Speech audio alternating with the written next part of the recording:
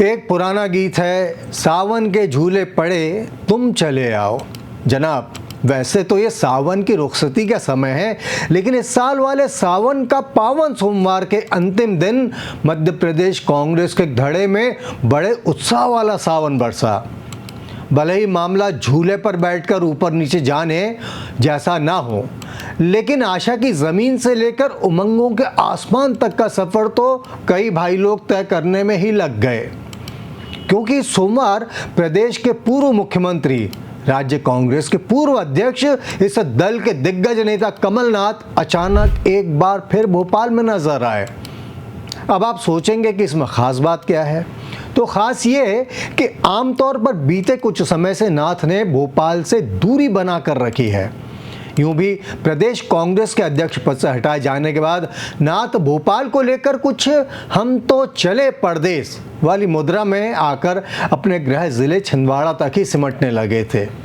उस पर लोकसभा चुनाव में इसी छिंदवाड़ा से बेटे नकुल नाथ की हार ने ये दूरी और बढ़ा दी थी। फिर छिंदवाड़ा की ही अमरवाड़ा सीट पर हुए उपचुनाव में कांग्रेस की शिकस्त के बाद तो नाथ ने भोपाल सहित कांग्रेस के कार्यक्रमों से भी ऐसी बेरुखी दिखाई थी कि एक बार की ये चर्चा तक चल पड़ी कि ये दिग्गज नेता अब सियासी रिटायरमेंट की तैयारी में जुट गए हैं।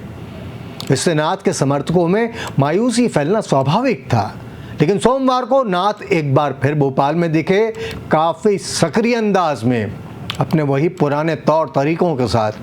फिर क्या था, इधर नाथ के पैर उनके भोपाल वाले सरकारी बंगले में पड़े और इधर आशिया में समर्थकों की भी भीड़ उमड़ पड़ी। कई महिलाओं ने नाथ को राखी बांधी। नाथ कुछ लोगों से सार्वजनिक रूप से और कुछ से अलग से भी मिले, उनसे लंबी चर्चा की। इसके बाद पूर्व मुख्यमंत्री ने कांग्रेस के दिवंगत नेता आरिफ अकील के निवास पर पहुंचकर उनके परिजनों से भेंट की और उनके लिए अपनी सहानुभूति जताई।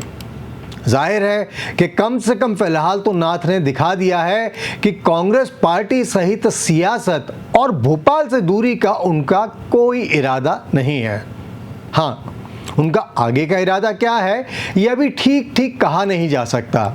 राजनीति अनंत संभावना वाला मैदान है और इस मैदान में नाथ की एक बार फिर दिखी सक्रियता को लेकर अनुमान लगना तो खैर स्वाभाविक ही कहा जाएगा। फिलहाल हम आपसे कहेंगे नमस्ते, अगले कार्यक्रम में फिर मिलेंगे। तब तक के लिए दीजिए अनुमति और फिर मुलाकात होगी।